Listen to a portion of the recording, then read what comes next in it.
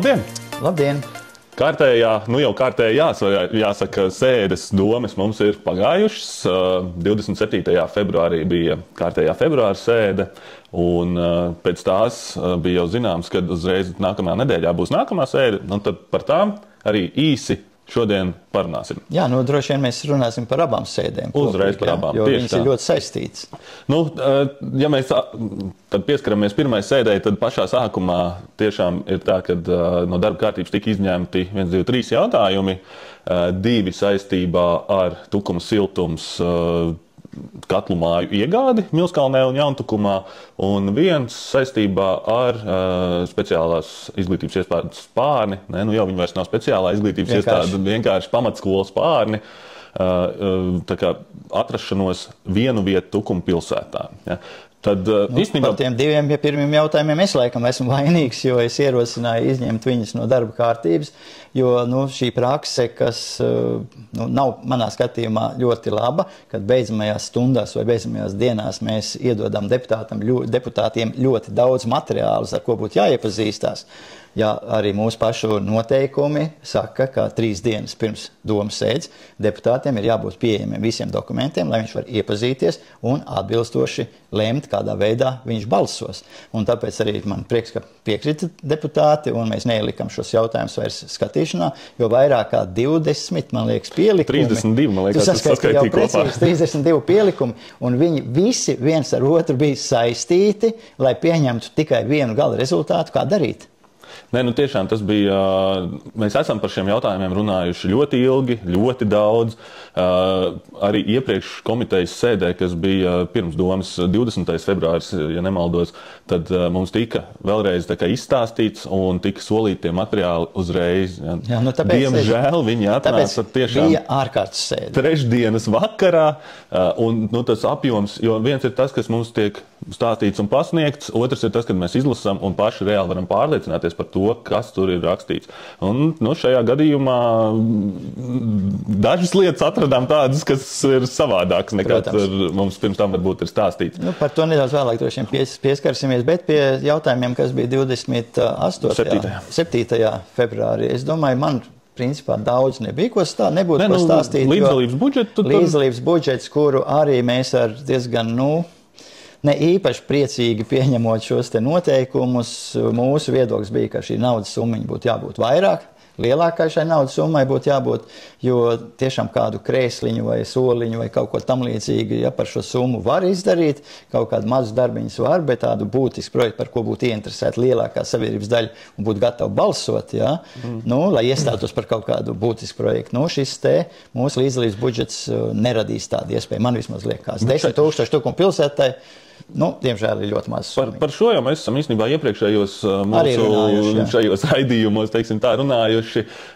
Šoreiz jau īstenībā tie grozījumi tur vairāk bija tehniski, kur bija aizrādījumi, un kas man gan liekas, ka labi, ka mēs tomēr nepakļāvāmies, un tā iesniegšana var būt gan sistēmā, gan arī elektroniski parakstīt uz vietas, teiksim, klienta apkalpošanas centros, jo tos arī mums bija jāizņem ārā, bet lai tomēr mūsu sabiedrība vairāk varētu iesaistīties, to mēs atstājām negrozītu. Jo mūsu interesi pēc iespējas plašāk iesaistīt. Jā, nevis tikai tos, kas tiek galā ar šīm valsts sistēmām. Es atļaušos teikt šādi.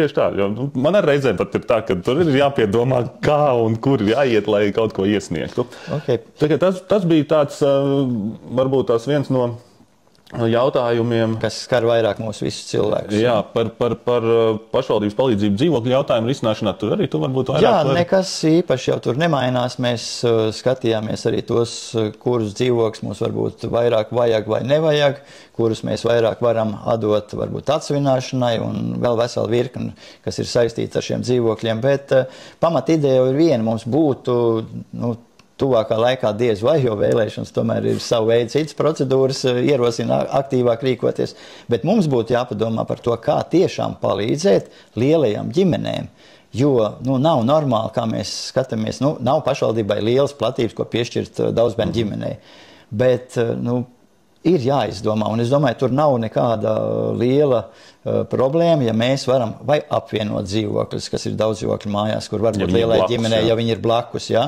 Vai arī kaut kādas lietas mājas vai mājas daļa, kur pieder pašvaldībai, varbūt, varētu teikt, nevis daudz dzīvokļu fondā, bet citādā vietā, varbūt viņi ir izmantojami, jo mēs ar vārdiem sakam, mēs atbalstam daudzbērnu ģimenes, demogrāfija ir mūsu viens no lielākiem jautājumiem, kas jārisina, un tad 8-9 cilvēku ģimeni ielikt 50 kvadrātmetri, es teiktu, mēs esam ļoti labi darbu izdarījuši, kaut kā nērti man ir, ja? Bet mēs nevaram iziet no tiem rāmjiem, kādi viņi ir darbojušies, ir jādomā pilnīgi savādāk. Un, ja gribam atbalstīt šīs ģimenes, tad arī rīkojamies pilnīgi savādāk, lai tas atbalsts būtu reāls, ja? Tā kā tas būtu nākošiem droši vien deputātiem jāņem vērā, un arī mūsu deputātiem, kuri tiks ievēlēti no mūsu saraksta, arī tas būtu jāņem vērā. Jā, tur varbūt tas tiešām ir vajadzīgs tas ir daudz profesionālāk, bet tas nav emocijas jautājums, un tāpēc tiešām tas ir sarežģītāks, un pašlaik mēs vienkārši darām to darbiņu, kas ir atbilstoši mūsu nolikumiem, domas nolikumiem attiecīgās sfērās, visās sfērās tur var runāt, ja? Un tātad pie tā būs droši vien jāpiestrādā. Šajā jautājumā bija arī tas par tiem attālinātajiem darbiniekiem, kas strādā citos novados, bet jā, tas arī vēl viens no jautājumiem bija par palīdzību dzīvokļu jautājumu risināšanā. Mūsu saistošos noteikumos bija par to, ja viņš speciālistiem dzīvokļi, jā, tieši speciālistu dzīvokļiem, ja viņš dzīvo Tukumā, un mēs varam viņam piešķirt, bet, piemēram, ja viņš strādā Rīgā, attiecīgās ministrijās, ierēdnes kādās institūcijās, citur pārējās vietās, ja, bet viņš jau faktiski, mūsu, tāda varētu teikt, aktivitātes neveicina, ja tā varētu teikt. Ja mums būtu interesanti, lai mums būtu profesionāli kadri arī mūsu institūcijās, kas strādā. Ja? Tā vienkārši izsakoties. Izņēmām ārā, ja viņa darba vieta atrodas ārpus novada, tātad mēs viņu neuzskatām šajā te sarakstā, ņemam rindā, bet tikai tie, kuri strādā Tukuma novadā. Tā ir tā būtiskā izmaiņa. Tas tā, lai vienkāršiem vārdiem saprotams, mums ir speciālistu rinda, kurā ietilpst mūsu paši nodefinētie speciālisti. Tie ir ārsti, tās ir izglītības iestāžu darbinieki, tie ir iekšlietu struktūra darbinieki, respektīvi policija, ugunsdzēsēji, neatliekamā medicīniskā palīdzība un tā tālāk. Un tiešām šobrīd saskārāmies ar precedentu, ka kāds cilvēks, kas strādā Rīgas kādā iestādē, saņem šo te palīdzību Tukumā. Jā, viņš ir deklarēts Tukumā. Jā, viss jau it kā atbilst noteikumiem. Mums pašiem priekš saviem speciālistiem, kas strādā šeit uz vietas, trūkst šie dzīvokļi. Un trūkst arī speciālisti. Un trūkst arī speciālisti. Un lai mēs varētu viņus piesaistīt, tad tomēr šī, manuprāt, bija nepieciešama izmaiņa. Pirms tam vienkārši nebija, laikam, tāda precedenta bijuši, tāpēc arī tur jau tā lieta, ka nevar jau arī visu tomēr saistošos noteikumos izdomāt. Tikai tad, kad nāk kādi gadījumi, mēs sākam skatīties tās niansītes. Pamatā viss ir pareizi, ja? Tāpēc arī varbūt tās, ja jūs kādu esat pamanījuši kādu niansi, kas kaut kur nestrādā vai strādā jūsuprāt nepareizā virzienā, dodiet ziņu, sakiet, jo tiešām mēs katru gadījumu varbūt nevaram zināt. Jā, bet visi noteikumi un saistošie noteikumi arī ir attīstībā jāskata. Jā, viņi nevar būt sastinguši, jo dzīve ir tik mainīga, ka mums nav ko baidīties par to, ka kaut kas ir jālabo, ja tas nav loģiski. Tā kā tas ir normāls risinājums un normāls process. Jā, tad, protams, bija daudz atkal tehniskie jautājumi par līdzfinansējumu piešķiršanu, par projektu atbalstiem, par kas vēl siltināšanas un tā tālāk citu veidu projektiem. Jā, bet šeit arī es gribētu piebilst, tomēr arī mēs esam runājuši savā partijas valdē par to, ka faktiski šīs daudzdzīvokļu māju siltināšanas programmas ir diezgan, naudas ietilpīgi, ja? Jo atcerieties, diezgan lielas summas tiek pēc iepirkuma parādās, kas ir vajadzīgi, lai to siltināšanu veiktu, un ļoti daudzas mājas atsakās veikt šīs darbības, jo parēķinot šo te iegūmu un šo te izmaksas, ja, nav ļoti veicinoša procedūra tā, ja. Un tāpēc varbūt tiešām arī jāpaskatās nākotnē, ka, ja mēs gribam, lai tas daudzdzīvokļu fonds tiek sakārtots, kurā, pašvaldībai īpatsvars ir ļoti maziņš, bet ir lielākā daļa ir privatizēta šie dzīvokļi, tad mums jāveic droši vien būs izmaiņas arī šajos noteikumos par atbalstu, un varbūt šis atbalsts ir jādod lielāks.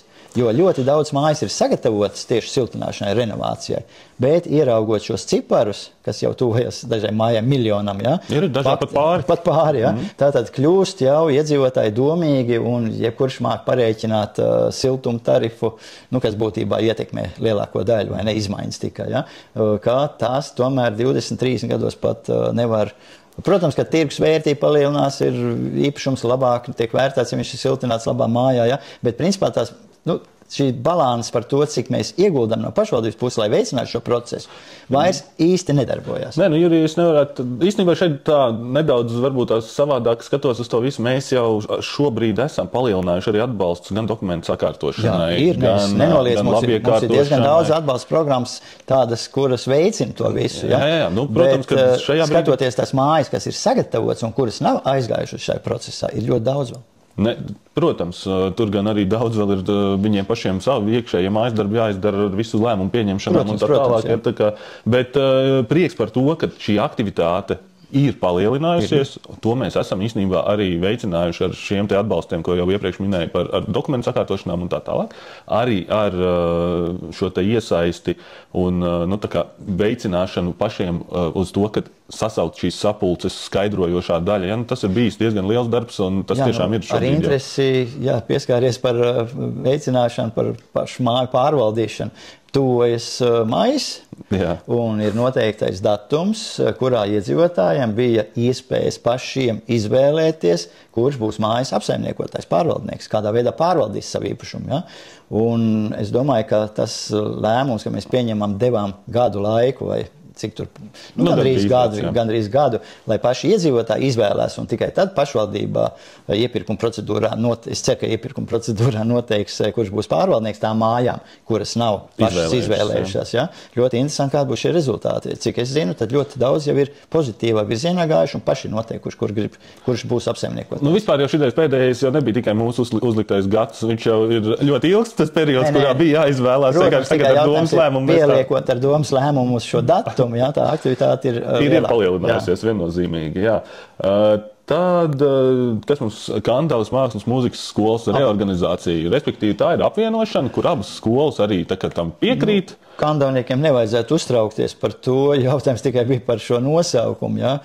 Mākslu skola vai jāatspoguļo tās lietas, kuras notiek, bet, ja tur radīsies glezniecība vai vēl kaut kādas lietas, tad jāliek atkal kārtējas vārds klāt. Tāpēc mākslu skola, es domāju, ļoti labs risinājums. Un šis īstenībā nav arī nekas tāds svaigs un jauns, jo runājot par arī pašu Tukuma mākslu skolu apvienošanu kādā pārskatāmā nākotnē, mēs tieši arī par šo pašu nosaukumu arī runājām šeit, kad, jo tas ir saistīts vairāk ar projektu, teiksim, Lielajā ielā, ja būvētu kopējo kompleksu. Mēs gribētu vienu. Jā, tad tur arī mēs visu laiku runājam par mākslu skolas attīstību. Ja, tā kā tas arī iet pareizajā virzienā. Kas mums vēl tāds tajā sēdē, es par cik viņā nebija, tad man visu laiku jāieskatās špikerī, bet, par pašvaldības atsevišķināšanas gabaliem, tur ir diezgan daudz visādas lietas. Dzīvokļu piešķiršana arī izvērtējot visus, kam ir no rindas mēs esam pavirzījušies atkal, bet nāk atkal jauni klāt rindā droši vien. Ja, tā kā, tie ikdienas procesi, ko nodarbojas mūsu komisijas, nodarbojas komitejās, nodarbojamies. Ja, un doma sēdē jau praktiski viņi ir kā izsvērti jautājumi, faktiski lielākā daļa. Varbūt nedaudz tad pieskaramies pie spārnu jautājumu. Jā, varbūt iedzīvotājiem ir tāda emocijas uzplūdi bijuši. Jā, paldies arī īstenībā iestādēji, kas ir Taurenītis, kas iesaistījās arī no savas puses ar savām domām un tiešām viedokli. Varētu būt, ka kādam tas pat arī pamainīja domas. Es domāju, ka pamainīja deputātu domas. Jo, principā, mūsu domas tas diži nemainīja, bet citiem var būt. Par ko ir jautājums? Jautājums ir par to, ka pamatskolas Spārni, kas iepriekš bija specializētā skola, šobrīd var pretendēt uz valsts atbalstu 780, 790 tūkstoši. Pār 700 tūkstoši eiro. Lai varētu ieguldīt, respektīvi, skolas infrastruktūrā, bet viņai ir jābūt vienā administratīvajā teritorijā. Šobrīd mums šī skola ir gan Tukumā Raudas ielā, gan Tukumā Vārtu ielā, kur ir pirmsskola, un liela daļa Lamiņos, ja, kas ir vēsturiskā mājvieta šai skolai. Un visu laiku mums tās diskusijas ir gājušas arī ilgstoši par to, kur viņai būt, un šobrīd projekta pieteikumā ir ierakstīts bērndārzs Taurenītis Tukumā Smilšielā 46, ja nemaldos. Un principā mēs šo te pieteikumu iesniedzot jau runājām par to, ka šobrīd nosakam to adresi, bet viņa varēs mainīties, un mēs viņu noteikti mainīsim. Jo Taurenītis mums ir tomēr kā viens no lielākajiem bērnu dārziem, pirmskolas izglītības iestādēm novadā. Tur ir 188, ja nemaldos, uz šobrīd bērni. Un tiešām nākošā valodzīte, laikam, vai pasaciņa. Līdzīgs skaits. Ļoti vienkārši, ja mēs šo bērnu dārzu pārveidojam par skolu vai par izglītības iestādi šādā izpratnē kā Spārni, faktiski mēs atjaunojam Tukuma pilsētā bērnu dārzu rindu. Un to mēs nedrīkstam darīt. Tas nav prāta darbs. Un nākotnē skatoties, es ļoti ceru, ka Tukuma pilsēta attīstīsies. Un attīstoties Tukuma pilsētai, protams, ka būs atkal jaunas ģimenes, kuras vēlēsies Tukumā dzīvot, un tas mehānisms jau tā ir. Ja ir kur dzīvot, ja ir bērndārs, ja ir labas skolas, ja ir ārpus interešu izglītība, ir viss sports, viss pārējais, tad cilvēks tad vēlas dzīvot, bet ja atkal būs rindas, viņš atkal varbūt skatīsies, man nebūs kur bērnu likt, ja? Tātad nepārdomāts lēmums vienā ziņā. Bet kas būtu jāskatās, ka arī šiem bērniem, kas ir Spārnos mācās, protams, ka ir jāuzlabo apstākļi. Par to vispār nav runas, un mēs meklējam iespējas, kādā veidā sakārtot, un mēs meklējam arī iespējas, kā tos 700 000 tomēr piesaistīt šī projekta realizācijā. Bet man vismaz liekas, ka šajās te ilgstošajās sarunās uztraukumam par to, ka Taurenītis tiks pārveidots par šādu mācību iestādi, es domāju, ka vairs nav. Nevajadzētu vairs būt. Tam, bet katrā ziņā visticamāk, ka noteikti šis jautājums atgriezīsies vēlreiz darba kārtībā uz galda, teiksim tā. Un domāsim tālāk, kur, jo šobrīd mums īstenībā nav pat jānosaka konkrēta adrese. Mums ir jāpasaka, ka mēs šo projektu esam gatavi īstenot līdz 27. vai 8. gadam. Attiecīgajā laikā un attiecīgā teritorijā. Vienā teritorijā. Tā kā tas vēl noteikti būs. Varbūt nedaudz par to, kas nebija domas sēdē, bet parādījās mēdījos, bet laikrakstā mūsu vietējā par vēstuli deputātiem no slimnīcas. Tikai 2 vārdos, neejam varbūt detaļās, par to, ka tiešām neesam mēs šādu vēstuli saņēmuši. Es pat ņēmu uz sevi iniciatīvu un kā izmeklētājs tā maigi sakot, tomēr noskaidrot gribēju, kā tad ir, ka runā dakteri, medicīnas darbinieki, konkrētas lietas, ko viņi ir vērsušies pie domas deputātiem, un domas deputāti klusē. Es domāju, nevar tā būt. Ja? Un tiešām šī vēstule tika uzrakstīta, viņa, diemžēl, netika uz domu aizsūtīta, un šī gadījumā iznāk tāda muļķīga situācija. Viena runā, ka deputāti neatbild. Bet deputāti pat nezina, par ko nevar atbildēt, jo šī vēstule tomēr nav, diemžēl, dažādi. Es nezinu, kāda apstākļa dēļ, bet viņa nav nonākusi līdz domas deputātiem, pat līdz domai viņa nav nonākusi. Ja? Tā kā šī gadījumā tāda ārpusēja nesaprašanās varbūt ir parādījusies. Komunikācijas kļūma kārtējā. Jā, kādā komunikācijas noņemam šo problēmu. Cienījamie iedzīvotāji, mēs neesam noraidījuši vai neskatījuši nevienu tādu iesniegumu, kura ir adresēta domas deputātiem, kur mēs un kas ir nonākuši līdz mums. Jā. Tā kā šeit deputātiem tomēr nevar apvainot deputātus par viņu neieinteresētību dažādu jautājumu risināšanā. Un noteikti, kad arī, ja mēs skatāmies te pašā slimnīcas kontekstā, tad ja ārstiem ir vēlme ar mums tikties. Mēs esam vienmēr bijuši atvērti un vienmēr esam. Šobrīd īstenībā ir noteikts jau datums, kad mēs būs tā iespēja tikties slimnīcā ar deputātiem un ārstiem.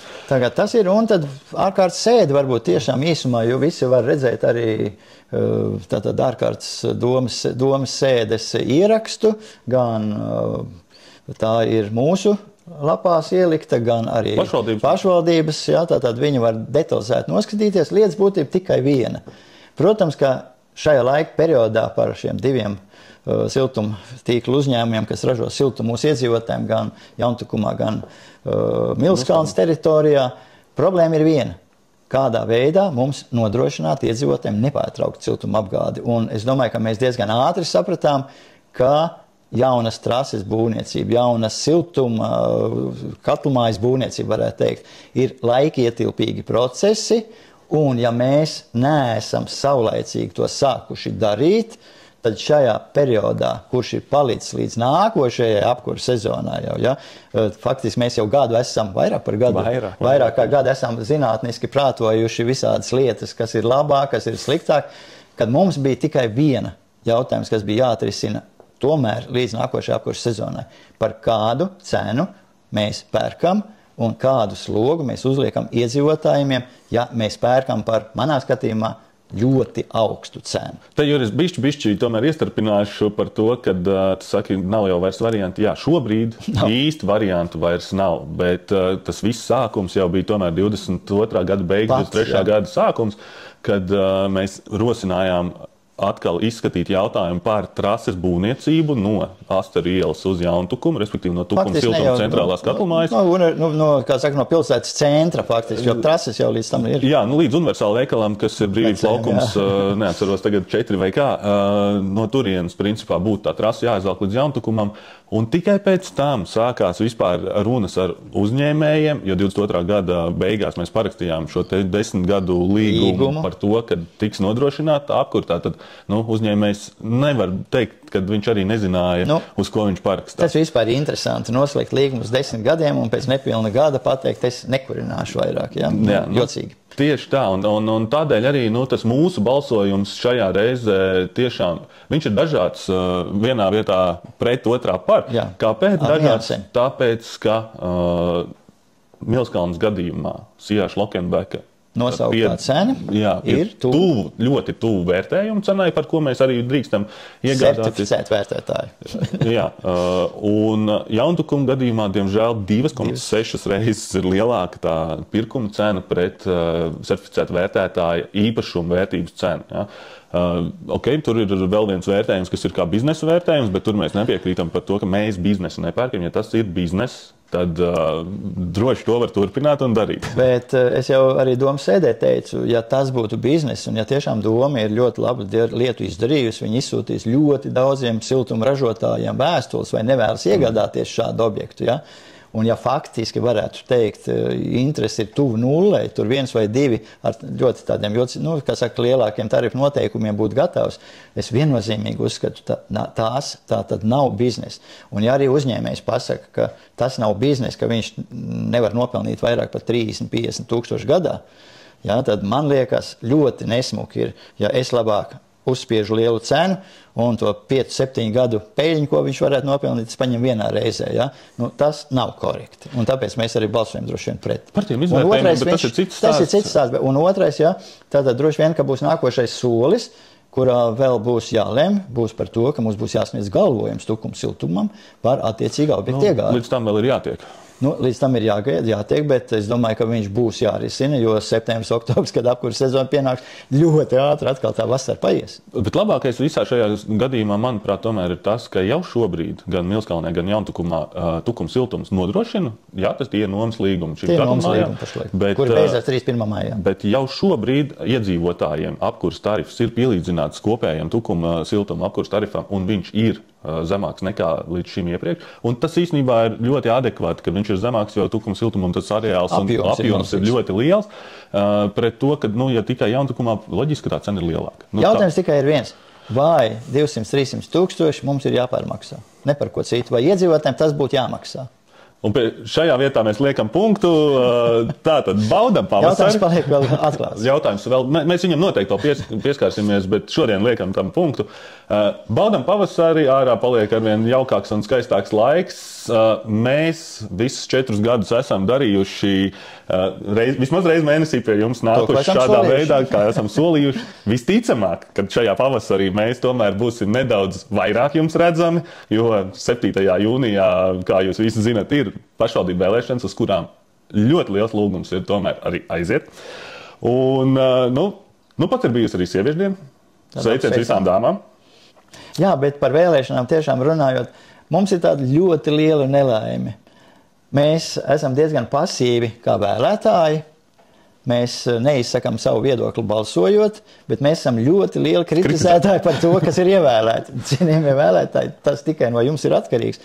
Un ja jūsu aktivitāte būs lielāka, ja jūsu interese par to, kuri cilvēki strādā domē, kuri cilvēki vai deputāti lemj par mūsu novadu, jo vairāk jūs iedzināties, jo vairāk būs jūs arī tā interese izsekot to visu arī vēlējot, izsekot savu viedokli vēlējot, jo droši vien mēs saņemsim arī tādus cilvēkus, kurus mēs gribam, lai viņi būtu deputāti un lai viņi lemtu par mūsu novadu. Tātad viss ir, diemžēl, atkarīgs tikai no jums vēlētāji, un jo būsiet aktīvāk, jo labāk. Ceram uz jūsu aktivitāti. Paldies! Paldies! Uz redzēšanos! Atā.